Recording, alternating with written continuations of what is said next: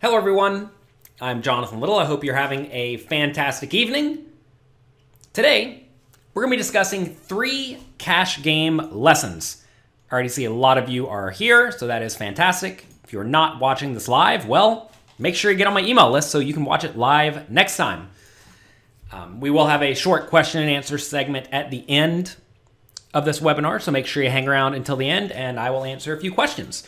But first, let's discuss 3 cash game lessons. You all have asked me for more and more cash game content recently because, let's be serious. It's a great way to grind up a bankroll from almost no money.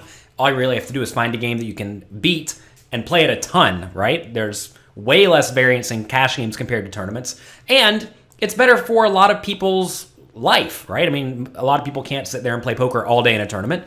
And cash games allow you to get in, get out, make some hourly rate. If you're good, maybe 10 big blinds per hour, which at 2.5 is $50 an hour, or 5.10 is $100 an hour, right? And cash games are great for people who have other stuff going on in their life and they can't devote long stretches of time to specifically sitting and playing poker. So anyway, let's discuss 3 cash game lessons that you simply must master. So the first is to not be afraid to value bet. If you find that you are very often letting it go check and your opponent has a pretty good hand, well, that you beat, right? And that probably means you're not value betting often enough. Most players play much too straightforwardly in cash games. And when I'm referring to these cash games, I'm referring to either relatively small stakes online, maybe up to like 25 cent, 50 cent no limit, or up to perhaps like 5-10 live. You will find that very often the online games are significantly more difficult than the live games, and that's just generally because you play many more hands online, so the bad players go broke faster, and the good players get better faster. And you're going to find that for the most part, unless you're playing very high stakes games, most players just play really, really straightforwardly.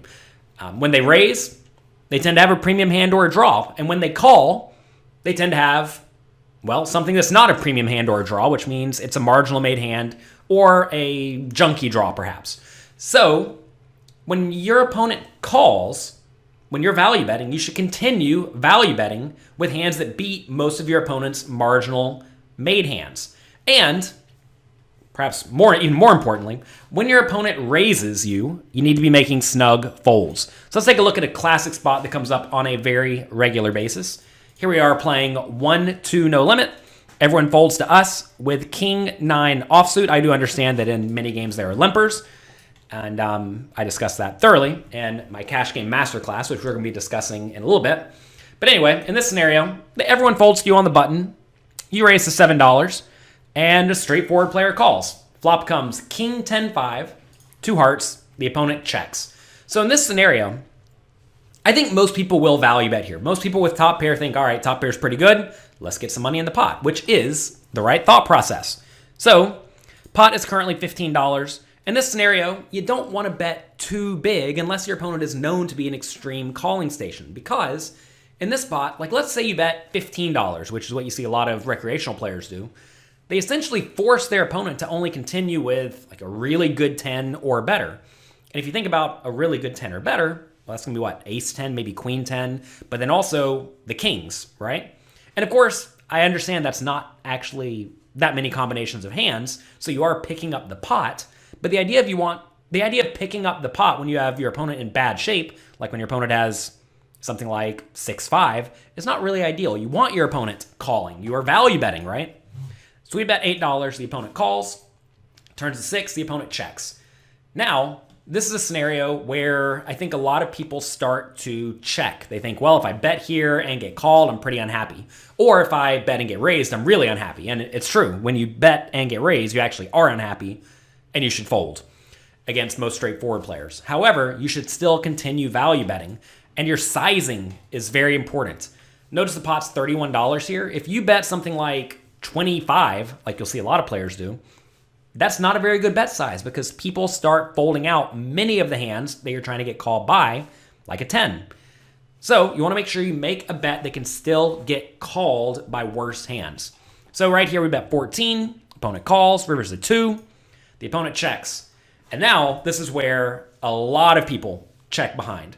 And remember, so far, if our opponent is straightforward, right, they will check raise us with perhaps king, queen, or better on the flop, because top pair second kicker is a really good hand. And they'll check raise with all hands better than that, which means they have either king jack, king nine, a weaker king, a 10, a 5. Maybe they have 6-5, but a lot of people check raise with 6-5 on the turn or lead with it. Or like what? King 2. So we pretty much have the best hand in this scenario almost every time. So if we have the best hand almost every time, why are we not value betting? Well, a lot of people think, well, if I bet here, my opponent's going to fold most of the hands worse than mine. And that's true if you bet big.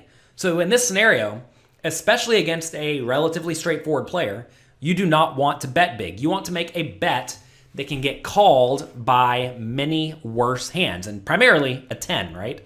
We are trying to figure out a bet that a 10 can call. And in this spot, it's going to be about $20. You're going to find that some people may even hero call you with a hand like ace jack if they decided to not 3-bet at preflop because they call the relatively small flop bet with a gut shot and overcards. They call the turn bet. And then for a third pot on the river, some people will convince themselves that, hey, maybe you're bluffing with a heart draw, which, maybe you would. To be fair, though, if your opponent is straightforward and we had a heart draw here, we'd probably be betting bigger on the flop and the turn and blasting the river. Because then, if you think about this, if their whole range is king, jack, and worse, besides a random lucky king 2 that made 2 pair, your opponent will fold almost that entire range to a big river bet. So if you bet larger on the flop, larger on the turn, and then big on the river, now you just win the pot almost every time when you have a draw. So we're now extracting value, like we're doing right here, with our, pretty strong but marginal made hands. And we are winning the pot with our bluffs a large portion of the time. Now, some people look at this and say, well, sometimes I call a king jack and I lose. Yes, that is true, but understand the vast majority of the time they're going to have worse than king jack. So here we bet $20 and the opponent calls with queen 10, not shocking. This is exactly what we are trying to have happen. And this is how it's going to go down a lot of the time. So you may ask in this scenario, should you be value betting with a hand like ace 10 on the flop to turn in the river? And I think that becomes a little bit closer because you then do not have the king in your hand, right? When you have a king in your hand, it's more likely your opponent has a 10 because there are 3 10s left in the deck and 2 kings. When you have a 10 in your hand, it's flipped, right? Where now there are 3 kings left and 2 10s. So with a 10, you probably don't want to value bet all 3 streets unless your opponents are super calling stations. If you had a hand like pocket jacks, I think you probably should go ahead and continue value betting. And that's because you can get called by, well, the kings and the 10s, which are roughly breaking even against or flipping against, right? If they have a king, it's 50-50. Then they have a 10. Of course, there are a few more king combinations than 10 combinations. But you also can get called by a 5 and random stuff like pocket 7s that decided to call preflop. So I think you probably should make small value bets just like this with hands like pocket jacks. And that's something almost no one does. And if your opponents really are straightforward and perhaps they even check raise the flop with a lot of kings, then their range gets really tilted towards a 10 and, jacks beat pocket 10s. So do not be afraid to get value. But remember, it's very important. If straightforward players raise, make snug folds. And I'm telling you, like in this spot, if we even bet the flop and get raised, it would be a hugely gigantic blunder from a game theory optimal point of view to bet the flop and then fold top pair if you get raised. But especially against the most straightforward players who you will encounter in small and medium stakes cash games, especially live, when they check raise here, they either have a really good draw, which you're roughly flipping against, or a really good made hand, which is going to be legitimately 2 pair and better, which you're dead against. So either you are slightly flipping, or basically flipping, or you're nearly dead, and that's not where you want to be. Of course, some players who are, quote-unquote straightforward will check raise all top pairs. In that case, it gets a little bit more dicey because then your opponent may be overvaluing some portion of the time. So that's lesson number 1. Don't be afraid to value bet. Mike says his problem is figuring out if the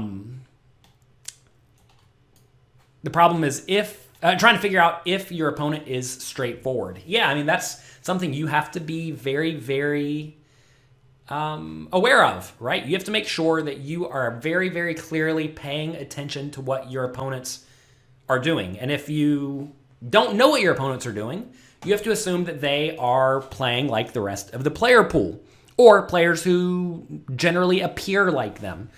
And, sometimes you make an assessment, it's going to be wrong. For the most part, you don't want to assume your opponent's a perfect game theory optimal robot, right?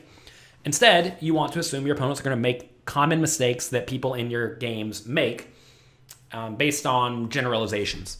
Mark gives some good advice here. He says, watch all the showdowns. There's a lot of information that comes from these. Right, like say someone opens under the gun and they show up with ace-7 offsuit. Well, that's pretty telling, right? Or say they raise on the button and they show up with 6-2 offsuit. That's also very telling. So all that kind of thing is, all those things are very, very relevant. Make sure you're getting all the information you can. And what a lot of people do wrong is they sit and play on their phone the whole time and they don't get any information and they don't know what to do in spots like this. And that is a big, big mistake. Understand that when you go to play poker, you are going to play poker. And if you're going to play poker, you should be focusing on the poker. All right, lesson number 2. You need to protect your stack. You have to understand who has the range advantage and the nut advantage. These are 2 very, very important concepts. And if you do not have the range advantage and the nut advantage, you want to be keeping the pot small. If range advantage and nut advantage are new terms to you, well, don't worry. We will be discussing those in depth again in my masterclass. So when your opponent clearly wants to put chips in the pot, you need a premium made hand or a strong draw to continue. And when value raising the river, always consider which hands can call, especially when we're starting to risk large amounts of chips. So let's take a look at another hand here. We have 10-9 of spades, which is a fantastic hand. Facing an under-the-gun raise from a tight aggressive player, we are playing 250 big blinds deep. I know a lot of you asked me for deep stacked cash game content, so I made plenty of it, don't worry. And with a hand like 10-9 of spades, we should pretty much always call. 10-9 of spades flops amazingly well. We are not 3-betting this hand, although I don't actually think it would be the worst play, because if you 3-bet and get 4-bet, you actually can still conceivably continue in position. But you really don't want that, right? You'd much rather just call and see a flop.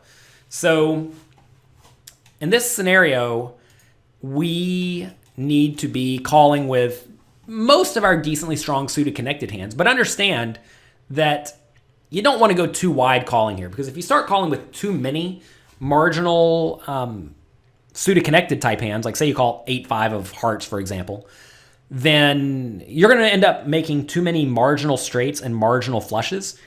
And you have to be careful, because when 250 big blinds goes in the pot, you're not really loving it if you have the 8-high flush or the second straight if there are no flushes available, right? So you have to be a little bit careful in these spots. We do call 10-9 of spades, though, pretty much every time. We do have pre-flop range charts, by the way. They are completely free. You can find those at pokercoaching.com/charts. If you are a poker coaching member, they are under the tools tab, along with a bunch of other tools that are there for you. If you're not a poker coaching member where you are missing out, you can get a completely free trial. Just go there, sign up, and start learning. All right, so here we flop a straight draw and a flush draw, which is fantastic. So we face a bet from a tight aggressive player, and you want to ask yourself, what is your opponent's range in this scenario?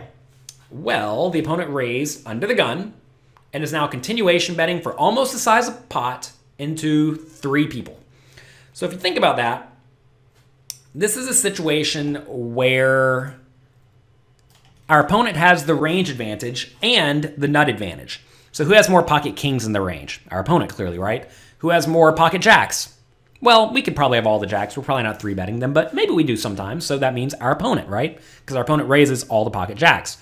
Who has more king jack? Well, we probably both have roughly the same number, although maybe we have a few more.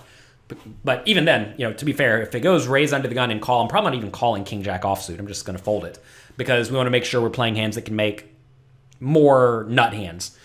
So king jack is kind of irrelevant. Who has more pocket sixes? We probably both play our pocket sixes. So in this scenario, our opponent has aces. He has ace king, right? We probably don't have those hands. So our opponent has the range advantage and they have the nut advantage. This is a spot where when our opponent's betting into multiple people, we are incentivized to keep the pot small. And in this scenario, I'm really not raising with anything. And you may say, well, wouldn't you want to raise with pocket sixes or pocket jacks? Well, maybe pocket jacks, pocket sixes even is kind of dicey because if a lot of money goes in the pot here, we're not loving it. Because if a lot of money goes into the pot, we're against pocket kings or pocket jacks a lot of the time. So we have to be somewhat cautious in this scenario, which means if we're being cautious with our best hands, we also want to be cautious with our draws. And you want to ask, am I getting the right pot odds to call? Well, we're not getting the right immediate odds, but we're certainly getting implied odds. We're in position. If we do get there with our straight, it's almost certainly good. Flush is probably good. Obviously, it should be clear here. The opponent could have ace queen of spades, maybe all the ace x of spades. So again, we don't want to go nuts raising with draws that are not to the nuts. So in this scenario, even though typically you want to be raising with your draws that cannot win at the showdown, especially when you're not getting such a great price, this is a spot where we have a very easy call. So we are going to call. We go to the turn, and now the opponent bets $50. So kind of the same story, right? In this situation, the opponent's bet twice. The opponent probably has a pretty good hand. I mean, at this point, it's probably, king, queen, and better. So how are we doing against king, queen, and better with our range? It's not in very good shape. Again, if you all have studied at in the poker coaching homework challenges, you know here that our opponent's range to bet the flop and bet the turn is probably very good made hands and very good draws. And we just are not in great shape against that. So in this scenario, we either need to be calling or folding, and we're not folding the very, very good draw here. So we call. And again, even though we're not getting amazing immediate odds, it's still fine enough. River's the two of spades. Opponent bets $150. Now, you have to ask, should we raise? Well, this is one of these scenarios where we have the best hand almost every time, right? The problem, though, is that if I raise, what are we going to be getting called by?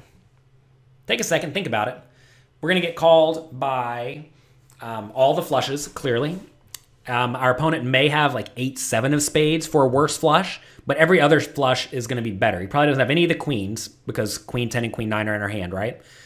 But then our opponent may have ace queen, ace 8, ace 7, ace 6, ace 5, ace 4, ace 3. So that's 7 combinations of flushes that our opponent could potentially have that will obviously never fold if we raise, right? So what else will our opponent call with? Our opponent could have pocket kings or pocket jacks, right? But there's only 6 combinations of kings and jacks, and if we count sixes, then there's 9 combinations. So right there, we have 7 combinations of hands that our opponent will likely play. And to be fair, you should be playing a lot of the suited aces, if not all the suited aces, when playing very deep stacked. Because when you're very deep stacked, you want to play hands that can make the nuts, and suited aces, turns out they're pretty good at making the nuts, right? So if our opponent has 7 combinations of the suited aces that will always call the shove, and then 6 combinations or 9 combinations of sets that may or may not call the shove, if you average all that out, well, whenever you're value raising, you need to have the best hand 50% of the time when you get called. And it's close here. But I do think some people will find folds with sets. So if your opponent will fold out pocket sixes and maybe even pocket jacks, and I mean, who knows, maybe even pocket kings, we really don't want to be value raising in this scenario because let's say our opponent only calls with kings or jacks. That means there's 7 combinations of nut flushes and then 3 or 6 combinations of sets, which is clearly not enough, right? We need at least 7. Maybe our opponent does have the 8-7 of spades sometimes, which may call the shove, in which case now it's 7 and 7. But even then, you see it's close, right? And we are talking about a large amount of big blinds. And if we had an unlimited bankroll, which ideally you do want to be playing very, very properly bankrolled, if we have an unlimited bankroll, I think raising here is not terrible, right? Especially if your opponent will call off with sets. But it's important to realize that, like, what does our hand look like to our opponent? Our hand looks like a flush if we raise, or maybe like a queen 10 bluff. It's not a whole lot of potential bluffing hands if you think about it, because we called the flop and we called the turn. If I had queen 10 of hearts, diamonds, or clubs, I guess those are my obvious bluffing candidates, right? I guess I could have something like ace queen of clubs, maybe ace 10 of clubs. Not a whole lot else, right? So there really aren't even that many bluffing combinations for me to bluff with. So for that reason, we really just don't need to be value raising with all of our potential bluffing candidates. So for that reason, I think we need to call in this scenario. Also, if you are wondering about bankroll management considerations, check out my bankroll Bible at jonathanlittlepoker.com/bankroll. That will be very beneficial to you and probably enlightening if you don't play very properly bankrolled. Anyway, in this scenario, I think we do need to call because I do think if the opponent is good, they are going to fold out sets. So we call. Brief question about pot odds, someone says. Do you have to have more equity than the pot is offering? Yeah, essentially in this scenario, I'm putting in $150 to win a pot that's going to be a total of $479. So you divide 150 divided by 479, which is, 30%. So you have to say, do I have more than 30% equity with the 10-9 of spades? And the answer is yes. So Eric says, do we raise with nut flushes and queen 10 of spades then? Yeah, I think that's pretty much it.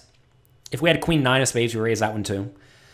But yeah, that's it. I don't think we need to be raising many more flushes. Larry says in his games, people almost never bet here on the river unless they have a flush. So if that's the case, what are we value betting? If our opponent checks this river, I'm going to value bet any flush for sure. I'll value bet any set. And king jack if I have it. So that's it. Sets and king jack. I think that's pretty fine. Please repeat the bankroll URL. jonathanlittlepoker.com/bankroll. All right, let's see. Kyle says you have a lot of math to study. Indeed. All right, so this is a good example of a spot where you need to be protecting your stack, especially when you do not have the range and the nut advantage, as we clearly don't. You may be thinking, as a lot of people do, we don't need to worry about balance at all when we're playing cash games against bad players. But you kind of do, especially if you don't actually know what your opponents are doing wrong. So many poker players are overly egotistical, and they assume that they know what their opponents are doing all the time in all scenarios, and you don't. Sorry, you don't. Hate to burst your bubble. I certainly don't, and most people are completely clueless. Let's see what the opponent actually did have. Opponent had the pocket jacks. So this is actually the fun spot where a lot of people think, oh man, I should have raised because he would have called me. But some people will, some people won't. But even then, there's still not enough combinations, right? Or there's barely enough combinations. So you're in this weird guessing game where your opponent has to be making some sort of errors in their calling of a 400 big blind or a 200 big blind all in. Don't forget, it's a big all in, right? And a lot of people just aren't. So protect your stack. Next, you need to understand how similar situations differ. Okay? So do not automatically play specific types of hands in the same way every time. For example, sometimes draw should be played aggressively when you have the range or nut advantage, and other times they should be played passively when you do not have the range or the nut advantage. So let's take a look at another hand. A few were asking, should people be check calling sets on the river? Yeah, probably, or betting and then folding if you get raised. Again, jonathanlittlepoker.com/bankroll. All right. Will we play these hands similarly if we were in a tournament? Yeah, pretty much. Cash games and tournaments are very similar. If anything, you need to be a little bit more cautious when it comes to playing big pots, especially making thin-ish bets or optimistic bluffs whenever you are playing a tournament, because if you lose your one buy-in that you have in front of you, you're just out, right? Whereas in a cash game, you can reload. So typically, deep stack cash games and deep stack tournaments play very similarly. It seems like every day. Actually, for this webinar, I sent out that we're having 3 cash game lessons, and someone sent an email back saying, sorry, I only play tournaments. Well, that person has almost no chance to succeed at poker long term because they don't understand that deep stack cash games and deep stack tournaments are essentially the same thing. All right, so let's take a look at 2 hands, similar spots. In this hand, it goes limp, limp, limp. We have queen jack of clubs. So with queen jack of clubs, we can either limp or raise. I think either play is fine. Queen jack of clubs is probably good enough to raise. It depends a lot on the initial limper strategy, actually, because the initial limper, if they're going to be limp re-raising a lot because they're kind of tricky, well, we need to be limping behind. And it's perfectly fine to limp behind. Don't think that you must raise the limpers all the time. That is an egregious error that a lot of people make on a regular basis. They just think, oh, someone limped, I have to raise. And that's not true. So in this scenario, we are probably going to raise, but maybe not. This time we do raise to $14, which I think is fine. Maybe a tiny bit small. Maybe 16 is better, given we are so deep. We get 2 callers, which is often going to happen. Flop comes king, 10, 3, 1 club. Well, you all know me. We're betting our best made hands and draws in essentially all scenarios. This is actually a spot where, even though it is multi-way, it's pretty nice to just continue betting here with almost your whole range, unless you're raising with all sorts of junk pre-flop, which I'm not. So I like a relatively... if I'm betting my whole range, you need to be using a small bet size because we're essentially betting because we have the range advantage.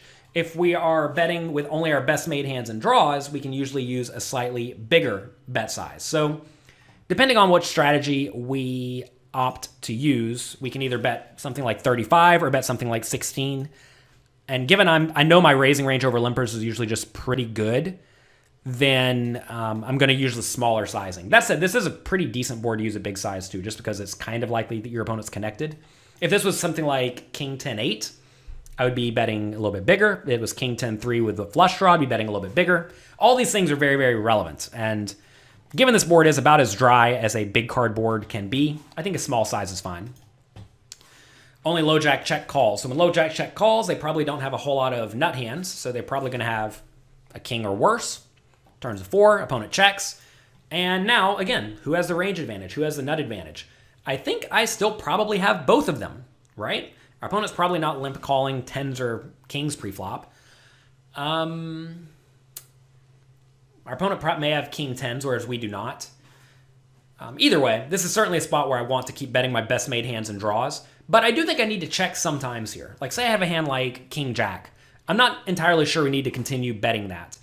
What about ace 10 if I have that? Same story. I also don't think I need to be betting that. So I think we are going to be checking sometimes. So for that reason, I think we need to use a more medium size, like, well, $52 into the $80 pot.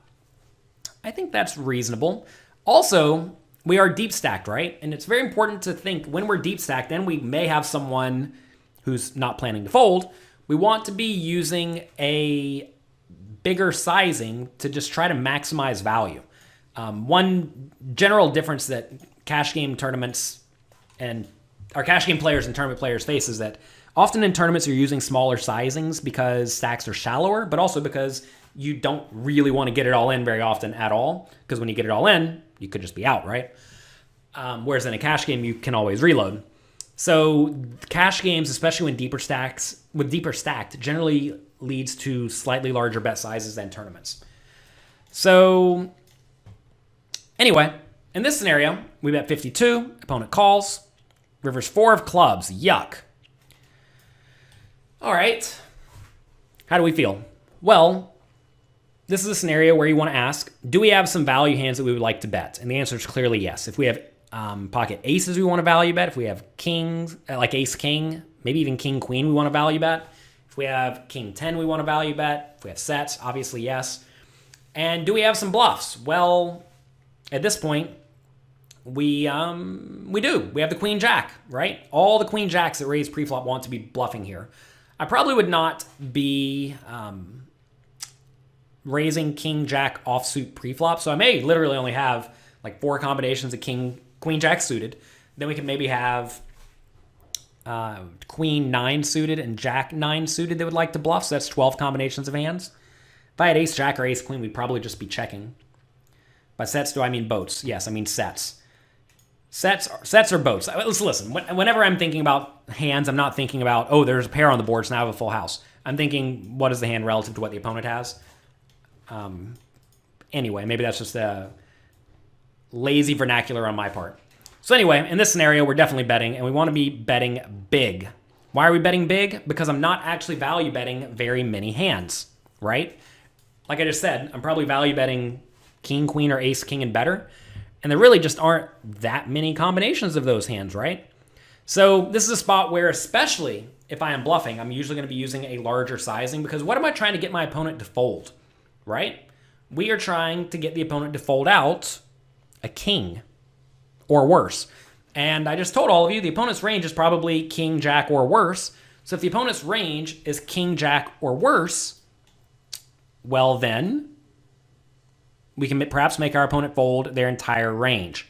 It's very important to find spots like this in cash games where even if your opponent is kind of call happy, a lot of people are not just looking to put 100 big blinds in the pot. I mean, we're playing 1-2 no limit here, right?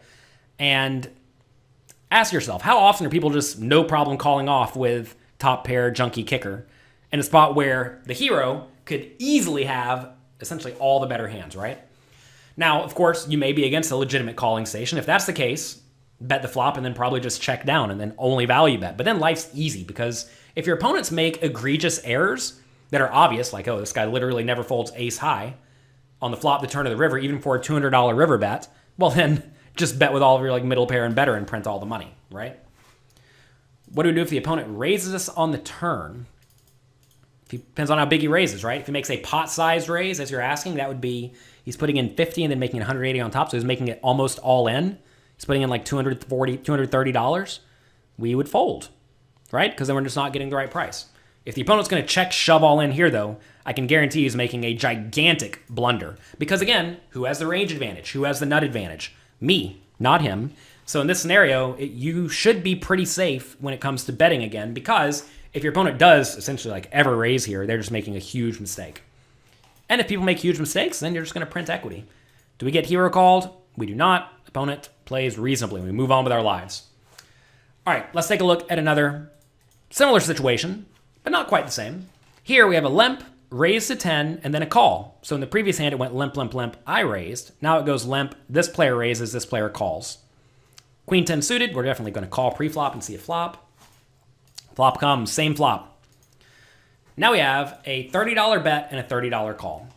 Well, remember I just told all of you that we had the range advantage in the previous spot and the nut advantage. Here we do not, right? We did not re-raise pre-flop, so we don't have kings and tens. So the best hand we can have here is pocket threes and king 10 suited, right? We're not calling with king 10 offsuit, so we have what? We have 2 combinations of king 10 suited and 3 combinations of threes, so that's 5 combinations of nut hands, and that's it.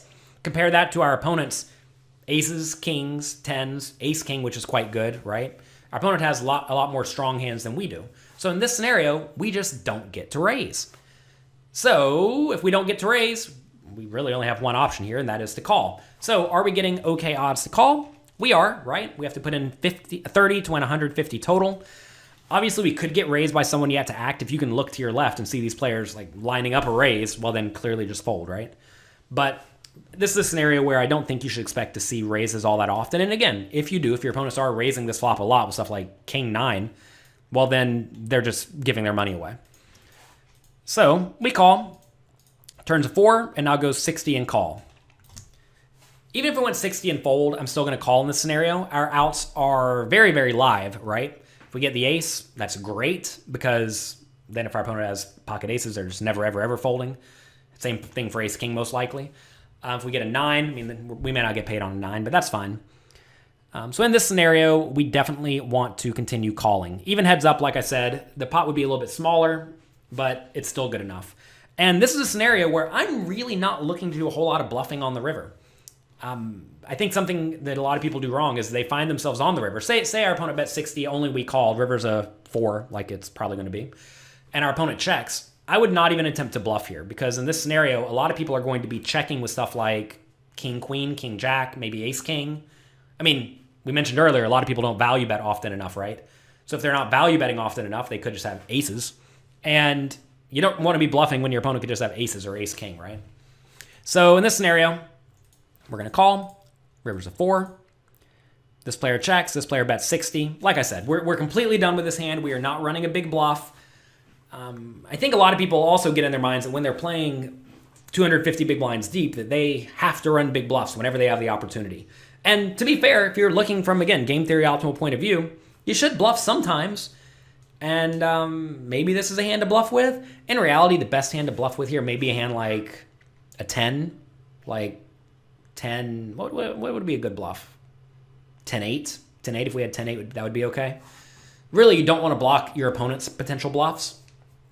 So even though queen high has no chance to win, that doesn't mean you need to be bluffing with this hand. You want to be bluffing with hands that block your opponent's betting range, or you want to block your opponent's calling range after they bet and you raise, which here would be like pocket tens, right? Or king 10. So you want to have a 10 in your hand that also does not block their bluffs. And their bluffs would be, I guess that's fine. If they have ace jack, they're probably not even betting here like this. Anyway, it's a rather convoluted scenario, but we are not bluffing here ever, is essentially what it amounts to. Against players in small stakes games, when they're betting here, even for $60, we're just giving it to them. We're not going to attempt to bluff. Yes, they could have like king 8, king 9 or something and then fold to a raise, but they can have it, right? We got okay odds on the flop. Let's go back, right? Notice we were getting good enough odds on the flop. We're about 20% to win, and those were the odds. Same story on the turn. We're about 20% to win. Those are the odds. So we've done perfectly fine here. If we get there on the river, do we shove? If this guy bet $60 on a 9 river or an ace river, I would raise not all in probably, because against a lot of these players, if you raise all in, they will fold. So if they bet, let's say $60, make it $160. And then you're going to get paid a lot of the time. Now, I do understand a bigger raise has to get called way less often because you're putting in less money whenever you're making it smaller, which means that you don't win as much when you get called. But again, I don't think a lot of people like calling off $400 at 1-2 no limit. Maybe I'm wrong. You all can tell me. But for the most part, when you're playing deep stack cash games, it seems like most of the pots are played for medium or small amounts. And when a lot of money goes in the pot, it's usually just like 2 nut hands. And in this scenario, given the way the opponents have played, it's it's just no way the opponent has the nuts. Now you may say, well, should we jam then if the opponents are only going to call with the nuts? I mean, it may be profitable, but again, going back to the protect your stack idea, it's quite risky and it's very, very difficult to find out, right? But hey, if you're playing a game where people will bet the river like this for $60 with stuff like a king and then fold it to a shove, hey, shove, it's free money, right? Anyway, we fold here. Look at that, funny king 9 bet. Not a good value bet at all. And interestingly enough, if we did jam here, maybe we do get the folds. But that's not the world we're living in this time. So those are the 3 lessons. Don't be afraid to value bet, protect your stack, and understand how similar situations differ. Hello everyone, I'm Jonathan Little. I hope you're enjoying this Thanksgiving Day marathon. I hope you're learning a lot and having a great time. Let me take a minute to talk to you about my cash game masterclass. Many of you know me as a tournament player, but I've actually played an extensive amount of cash games. I mean, for 3 years straight. I went to Bellagio every day there was not a major tournament and played either 5-10 or 10-20 no limit and crushed the games. And even today, whenever there's not a tournament going on, I make a point to put in time at the cash games, and things have been going great.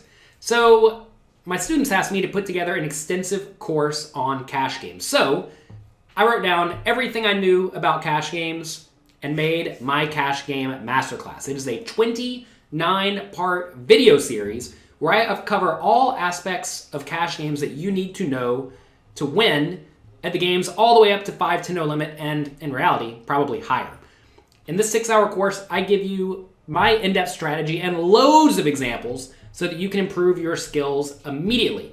And to make it even better for you, it is included completely for free as part of Poker Coaching Premium, which you can check out right now at pokercoaching.com/Black Friday. At Poker Coaching Premium, you get access to not only just the cash game masterclass, but lots of cash game content, including another one of my courses, Beating 5-10 No Limit Games, where I go through a lot of 5-10 hand histories, a webinar where I go and actually play 1-2 No Limit, and I completely demolish those games. That was a lot of fun. Also, we have How to Beat 6 Max Online by Just GTO. And we also have lots of cash game quizzes from myself, Matt Affleck, Lexi Gavin, and Tristan Wade. So there's lots of cash game content over at pokercoaching.com. So check it out at pokercoaching.com/Black Friday. And hope you enjoy it and learn a lot.